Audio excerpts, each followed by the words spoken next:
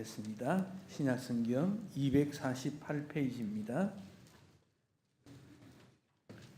로마서 8장 1절로 4절에 있는 말씀, 뜻을 생각하시며 함께 받들어 읽겠습니다.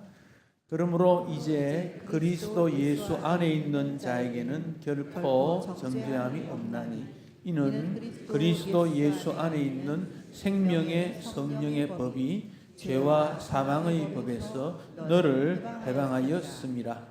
율법이 육신으로 말미암아 연약하여 할 수 없는 그것을 하나님은 하시나니 곧 죄로 말미암아 자기 아들을 죄 있는 육신의 모양으로 보내어 육신의 죄를 정하사 육신을 따르지 않고 그 영을 따라 행하는 우리에게 율법의 요구가 이루어지게 하려 하심이니라. 아멘.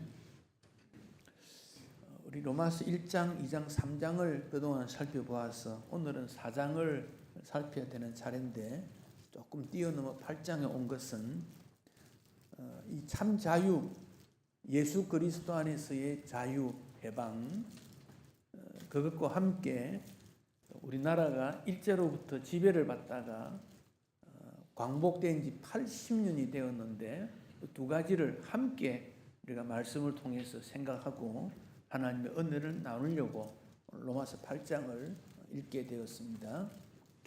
이 로마서 8장은 이 로마서라는 성경 자체가 성경 중에 성경이다. 보석과 같다. 그렇게 말하는데 보석 중에 특별히 반지가 있으면 반지에 보석을 하나 넣지요. 그런 것처럼 로마서 8장은 반지 중에 있는 보석과 같다.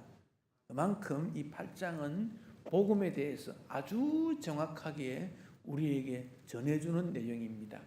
그래서 구원에 대해서 불확실하거나 구원에 대해서 의심이 생기면 이 로마서 8장의 내용을 읽고 이해하고 믿고 따르면 됩니다. 우리나라가 일제로부터 36년 지배를 받았는데 36년 지배뿐 아니라 그 앞에도 관계가 좋지 않았고 지금도 좋은 관계이어야 하는데 무언가 어색한 게 있습니다. 이것을 우리가 딛고 일어서야 되는 역사적 책임과 사명이 있다고 여겨집니다. 미국에 유학을 갔던 어떤 한 청년이 미국 대학에는 다양한 학생들이 많으니까 미국 학생, 일본 학생, 한국 학생이 함께 공부하다가 방학이 되어서 브라질의 아마존을 한번 가보자 그런 거예요. 밀림이지 않습니까? 밀림. 그래서 아마존을 갔습니다.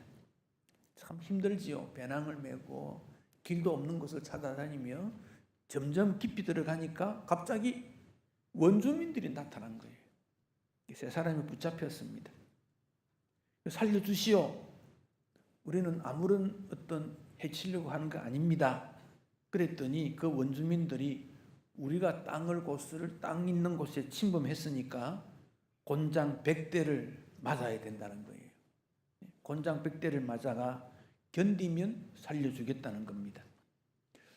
곤장 100대를 맞으면 사람은 거의 기절하든지 살점이 터지든지 굉장히 어려움을 당할 건데 이거 참 걱정이 되었습니다. 그런데 100대를 때리는데 엉덩이를 보호하기 위해서 한 가지 물건을 올릴 수 있다 그러는 거예요. 그래서 세 명이 막 고민을 하다가 먼저 미국 사람이 그러면 매트레스 10장을 올려주시오 그런 거예요. 그래서 미국 사람이 매트레스 10장을 올려놓고 곤장을 맞습니다. 70대쯤 되니까 매트레스가 막 다 찢어져 버렸어요. 그리고 한 30대에 맞았습니다. 그러면서 이 말을 합니다. 나는 창조성이 뛰어나서 살았어. 그랬습니다. 두 번째 일본 사람이 나는 방석, 좀 두툼한 방석을 100장을 올려주시오. 그 100장 올려서 곤장을 100대 맞으니까 아무런 상처가 없습니다. 그러면서 역시 나는 모방성이 뛰어났어 그랬습니다. 한국 사람이 되었습니다. 어떻게 하겠느냐 그랬더니 저 일본 놈을 내 엉덩이에 올려주시오. 참 한국 사람하고 일본 사람하고는 관계가 안 좋다는 거지요. 관계가 안 좋다는 겁니다. 일본의 지배를 받지 않은 분도 우리도 왠지 모르는 싫어한 마음이 있고 여행도 가기 싫고 그러면서 일본 물건은 또 좋아해요. 집집마다 일본에서 만들어진 물건 없는 집이 없어요. 영향을 받고 있습니다. 스포츠를 하면 다른 나라는 져도 좋은데 일본은 이겨야 된다는 거예요. 일본은 이겨야 된다. 참 일본이 한반도를 강제로 점령하고 우리나라 정치적 주권도 빼앗기고 경제적인 모든 것도 빼앗기고 그 뿌리가 지금도 남아있지 않습니까? 이제 80년이 되었습니다. 이 80년 동안 우리나라는 엄청난 부흥과 성장이 일어났습니다. 80년 지나면서 전 세계 나라들 중에 제일 많이 성장한 나라가 대한민국입니다. 한때 싱가포르, 대만도 막 추격을 했는데 이제 못 따라옵니다. 이제 독보적인 존재가 됩니다. 45년도에 우리나라 기독 인구가 30만 명인데 지금은 한 800만 명 이상이 됩니다. 1949년도에 인구가 2018명, 그 2천만 명이 정도 되는데 지금은 5,100만 명이니까 인구는 2배 정도인데 기독교는 30배가 성장했습니다. 전 세계 선교사들이 약 2만 3천 명 정도 이제 나가가 있고 선교사뿐 아니라 우리 교포가 나가 있는 것도 벌써 700만 이상 800만 가까이 되는데 이들 모두가 나라의 사랑과 나라의 뜻을 짊어지고 있습니다.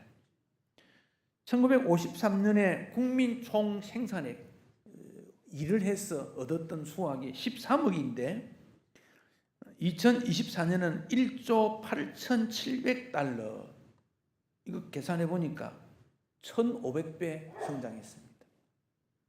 220개 나라 중에 12, 13위가 됩니다. 깜짝 놀랄 일은 있을 수가 없습니다.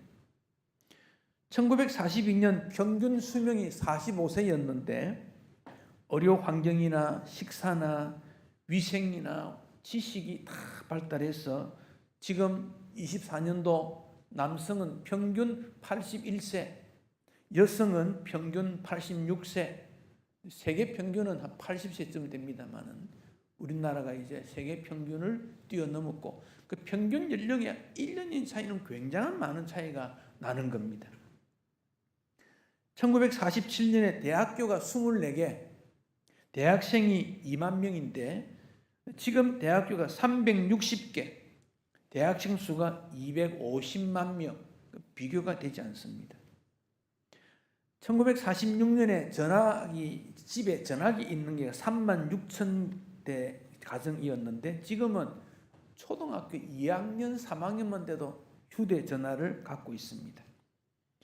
1948년에 자동차는 우리나라에 1만 5천 대인데 지금은 2,600만 대, 비교가 되지 않습니다. 한국의 이런 부흥이 전 세계에 좋은 영향을 주어서 이제는 대중문화, 한류 그렇게 말하지요. 이 대중문화가 여러 나라에 퍼졌습니다. 음악, 영화, 드라마 뿐만 아니라 이제는 패션, 화장품, 음식, 관광, 심지어는 그 태권도, 기술, 이런 무력, 기술 이런 모든 것까지 이제는 세계로 확대돼 나가고 있습니다. 그렇지만은 국제 정세는 별로 달라진 게 없습니다. 일본에 대한 의존도가 아직까지 많이 높습니다. 근데 세계 경제 잡지 중에 포브스라는 잡지가 있습니다. 이 잡지는 역사가 100년이 넘습니다. 1917년에 세워졌다 그러니까 포브스는 사람 이름입니다. 그 사람이 세운 경제 잡지에 2025년 한 달 전에 나온 통계입니다. 세계 강대국 10나라를 발표했는데 미국, 중국, 러시아, 영국, 독일, 그 다음에 대한민국이 6위라고 발표를 했습니다. 7위가 프랑스, 8위가 일본, 그 다음에 사우디아라비아, 이스라엘. 우리나라가 여기 있는 것은 그 지도력, 경제력, 정치력, 국제동맹연합 일, 군사력 이런 것들을 다 종합해서 한국을 6위라고 평가했습니다. 그 자부심을 가지만 합니다. 그러나 역사적으로 여전히 우리에게 아픔이 있다. 이거 무시할 수가 없습니다. 광복 80년은 역사를 볼 때 역사를 지나간 미래 혹은 지나간 과거 이런 표현을 역사학자가 쓰는데, 지나간 미래라는 것은 그 시대 사람들의 마음에 어떤 생각을 가졌는가, 그 시대 사람들. 예를 들면 이상화라는 시인이 빼앗긴 들에도 봄은 오는가. 지금 들을 빼앗겼습니다. 호미를 지고 밖에 나가 일하고 싶은데 들을, 농토를 빼앗겼는데 그러나 봄은 올 것이므로 도전하겠다. 지나간 미래라는 겁니다. 그들 마음에 우리 선배들은 미래를 꿈꾸었다는 겁니다. 반대로 지나간 과거라는 것은 서로 책임을 미루고 어두움 속에서 다투고 있는 것도 있다. 우리는 역사 속에서 미래도 배우고 과거도 우리는 느끼면서 살아가고 있습니다. 신앙으로 접목해보면 과거는 죄인이었습니다. 죄 가운데 살았습니다. 범죄 타락했습니다. 늘 우울합니다. 그러면서 언젠가 우리는 자유인이 될 거야. 해방인이 될 거야. 믿음 안에서 새롭게 될 거야. 그 다짐을 하게 되는데 그 일이 예수 그리스도 안에서 이루어졌다. 그 선언이 복음입니다. 그래서 우리에게 이런 말씀을 주십니다. 8장 1절 함께 읽겠습니다. 그러므로 이제 그리스도 예수 안에 있는 자에게는 결코 정죄함이 없다. 정죄함이라는 말은 너 죄 있다 그런 말이에요. 그러니까 우리를 향해서 이제 너 죄 있다 그 말을 못한다 그런 말입니다. 여기 죄라는 것은 그 당시 사람들은 이렇게 생각합니다. 국가에 나타난 세금, 죄라 그랬습니다. 부채, 빚진 것, 다 죄라 그랬습니다. 그러니까 죄가 있으면 입맛도 없습니다. 도망가고 싶습니다. 현대인에게 비유하면 신용불량자가 됩니다. 어디서든지 전화해서 돈 내놔라 전화 오면 가슴이 덜컥 내려. 밤에 잠을 못 이룹니다. 어디 가서 카드를 끄집어내어 결제하려면 이 카드는 쓸 수 없습니다. 그러면 어떻게 되겠습니까? 이게 죄인이라는 모습입니다. 그래서 바울은 이런 죄인의 모습에서 누가 나를 건져내랴, 누가 나를 건져내라, 고통스럽다는 겁니다. 이런 죄와 허물에 꽁꽁 묶여서 사망의 음침한 골짜기로 끌려가는데 하나님께서 독생자 예수님을 보내어 주셔서 예수님의 십자가를 통해서 구원받았습니다. 그러므로 우리는 정죄함이 없다 그런 말입니다. 세상은 죄인을 자꾸 찾습니다. 여러분, 우리가 가족인데 가족으로 책임을 다하지 못하면 죄인인데 어머니들이 어떻게 합니까? 자녀를 잘 기르지 못해서 내 죄 때문인데 그러지 않습니까? 양심이 우리를 찌릅니다. 너가 그리스도인이냐? 양심이 찌릅니다. 과거 내가 그렇습니다. 너희의 더러운 삶을 돌아보라. 예수 믿는다고 웃기지 마라. 너 과거를 폭로하면 어떻게 되느냐? 그렇게 고발을 합니다. 그런데 그리스도 예수 안에 있는 자에게는 결코 정죄함이 없다. 자유인이다. 그런 말입니다. 자유입니다. 예수님의 십자가를 통해서 우리는 고통스러운 모든 일이 풀려나갔다. 사랑하는 성도 여러분, 당당하십시오. 부끄러울 일이 없습니다. 자신감 가지십시오. 해외에 나갔을 때도 이제 대한민국 사람은요, 당당합니다. 세계 6위 강대국이라니까요. 220개 나라 중에 6위라니까요. 물론 다른 통계들을 보면 또 10등, 11등 이런 것도 있지만 이제는 높은 수준에 있습니다. 미국에서 유학하는 학생들이 당당합니다. 두려울 일이 없습니다. 그러나 80년 전에는 그렇지 못했습니다. 그렇지 못해 어두웠습니다. 광복이라는 건 복, 광, 빛을 복 다시 찾았다. 어두움에서 빛을 찾았다. 그런 말입니다. 그 당시 우리나라뿐 아니라 다른 나라들도 광복하려고 많이 노력했습니다.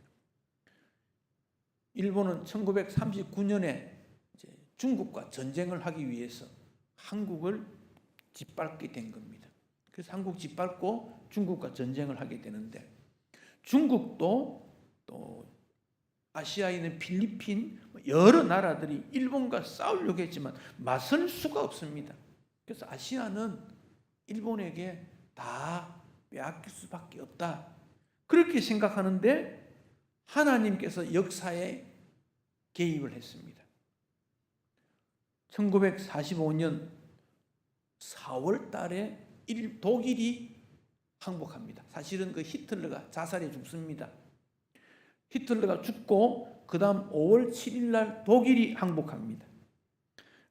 그해 7월 달에 독일의 베를린 옆에 있는 포츠담이라는 곳에서 미국, 영국, 중국이 모여서 일본도 항복하라고 하자 일본이 거부했습니다. 그때부터 한 달 좀 지났나요? 8월 6일 히로시마의 원자폭탄, 8월 9일 나가사키의 원자폭탄. 원자폭탄은 그때 처음으로 사용되었습니다. 지금까지 한 번도 원자폭탄 사용한 적이 없는데 일본에게만 썼습니다. 그 피해가 엄청났습니다. 결국 일본의 왕이 아무런 조건 없이 8월 15일 항복했고 9월 2일 날 항복 서명을 합니다. 그래서 일본은 완전히 끝나고 2차 세계대전은 종결이 되어졌습니다. 이 포츠담 선언이 7월 달에 있었는데 그 앞에 얄타라는 장소에서 회담이 있었어요. 얄타는 지금 러시아, 우크라이나가 싸운 크림반도라는 곳이 있는데 거기가 얄타라는 지명이 있는데 거기서 미국, 영국, 그 당시 소련이 모여가지고 독일을 하기 위해 유럽을 어떻게 할 것인가를 의논하면서 일본이 지배하는 여기에 한반도를 어떻게 지배할 건가를 나누면서 남북으로 나눈 거예요.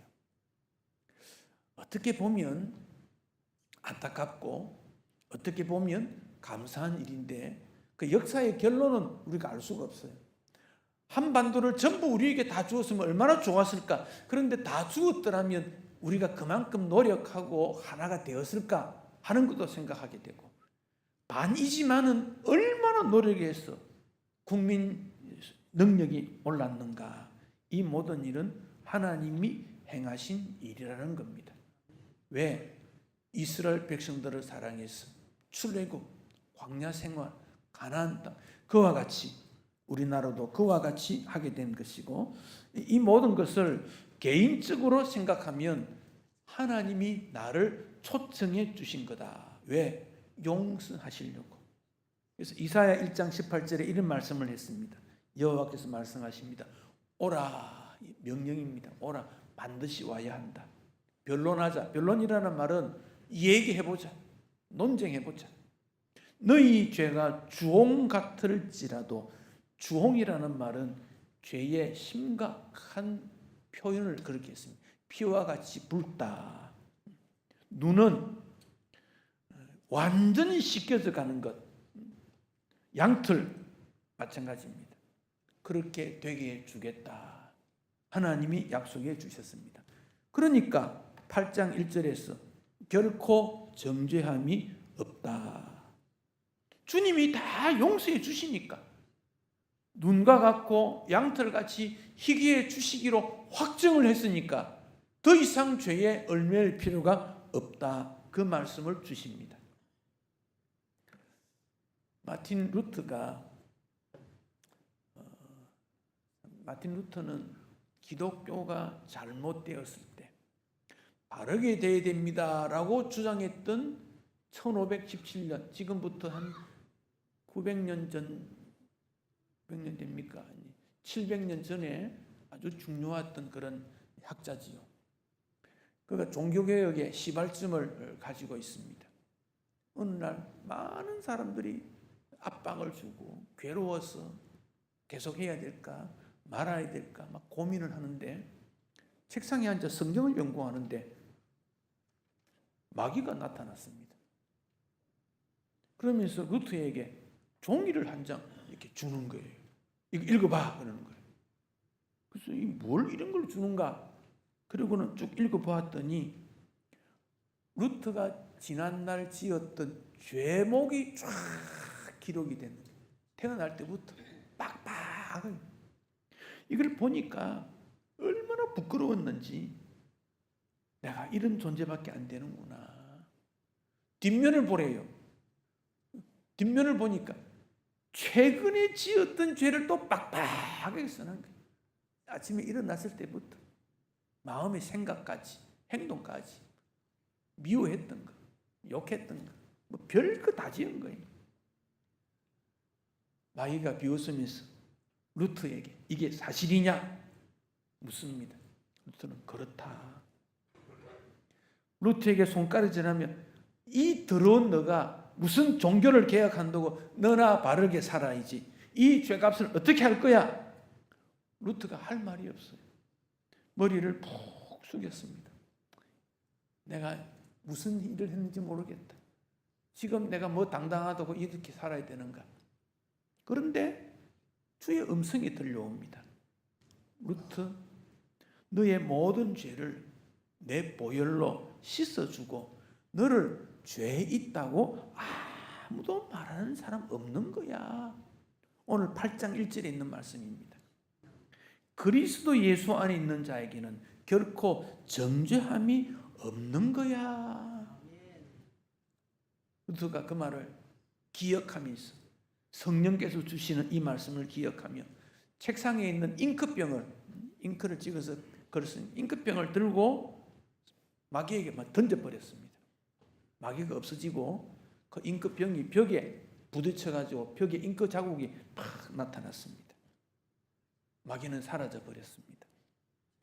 루터 집이 지금도 그 관광으로 코스로 되어 있는데 그 루터의 서재실에 가면 벽에 잉크가 부딪혀가 흔적이 지금도 볼 수 있다 그래요.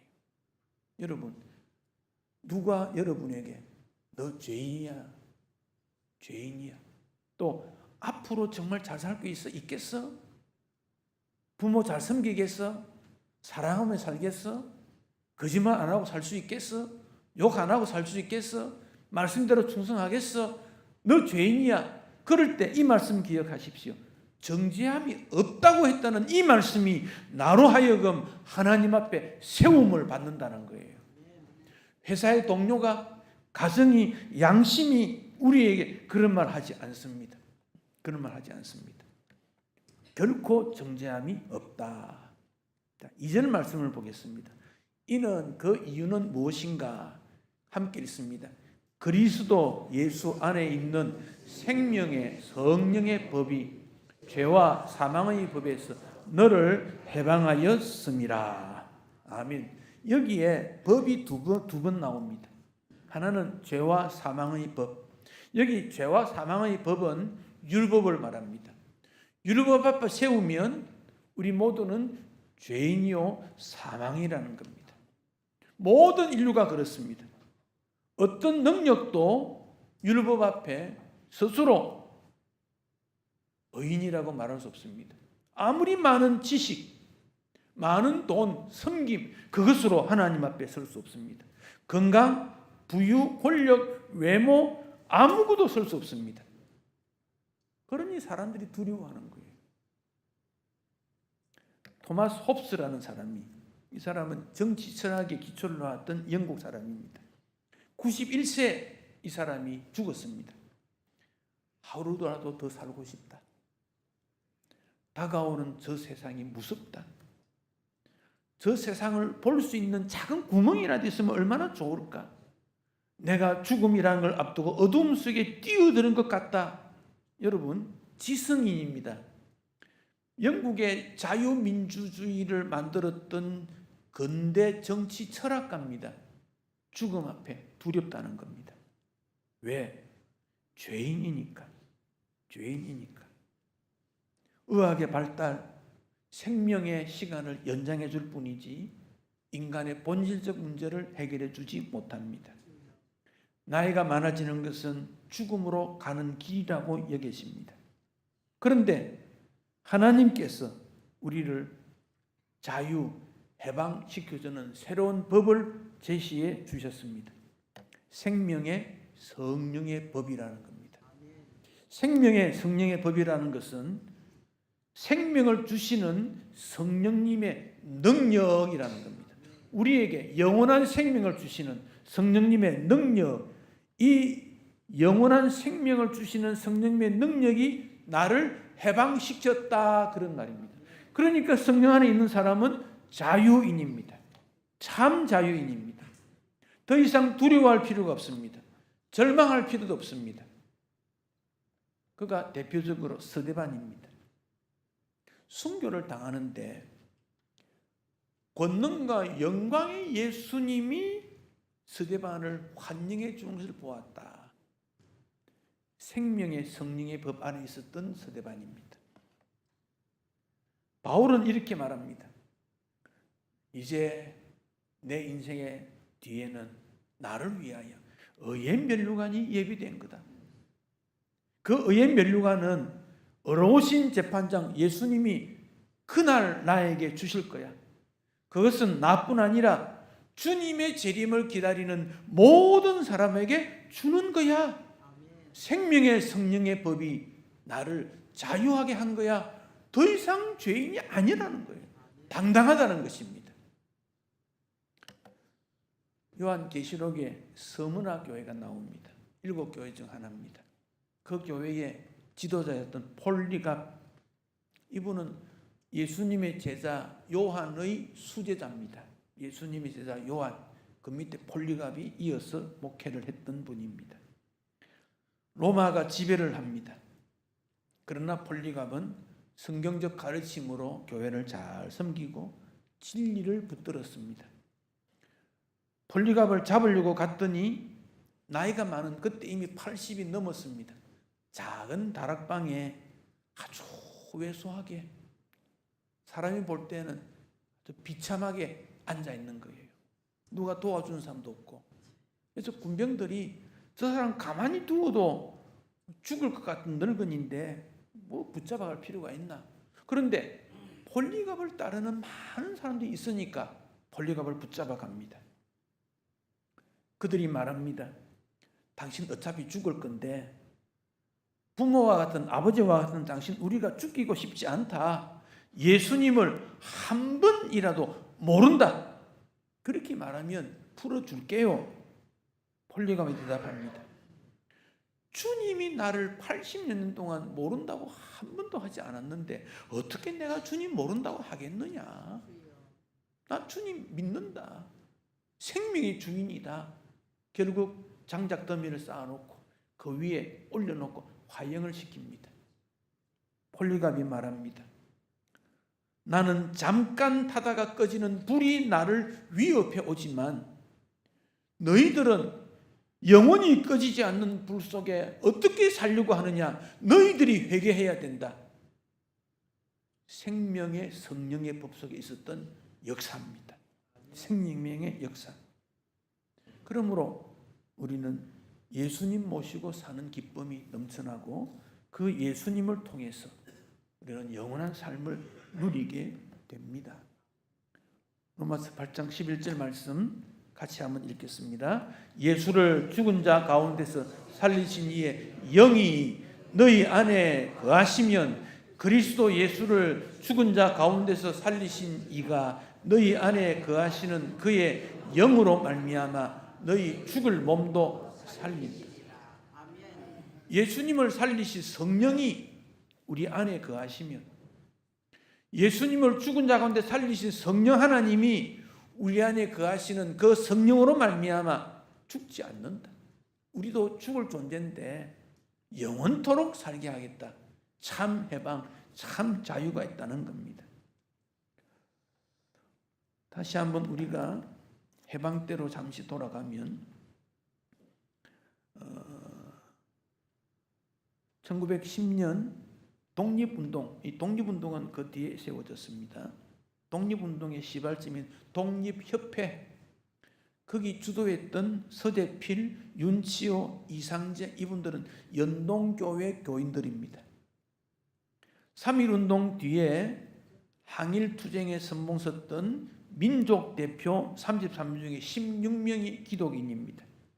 독립선언문 작성한 최남선도 연동교회 교인입니다. 연동교회가 제일 먼저 세워진 교회이니까 그렇습니다.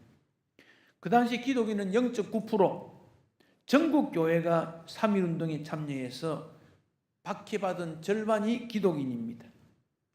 1919년 4월 상해에 임시정부가 세워졌는데, 임시정부 세워지게 된 근거는 신민회라는 백오인 사건인데, 이 신민회 백오인 사건의 모체는 신한청년단입니다. 신한청년단은 상해에 있는 한인교회의 교인이 중심입니다. 장덕수, 김구, 서병호, 송병조, 여운영, 김규식 등입니다. 임시정부의 요직을 맡았던 이승만, 안창호, 이동희, 신익희 등도 기독교인입니다. 상해에 있는 교회 중심에서 모였던 분들입니다. 교회는 그 당시 미미했습니다. 0.9%, 1%도 안 됩니다. 그러나 나라의 자유 독립에 앞섰고 조국 강복에 위해 헌신한 분들이 하나님 나라의 종이었다는 것을 기억하게 됩니다. 자유와 평화를 누렸던 그 사람들은 생명도 귀한 것으로 여기지 않고 주님 앞에 설 수 있는 그들의 모습을 볼 수 있습니다.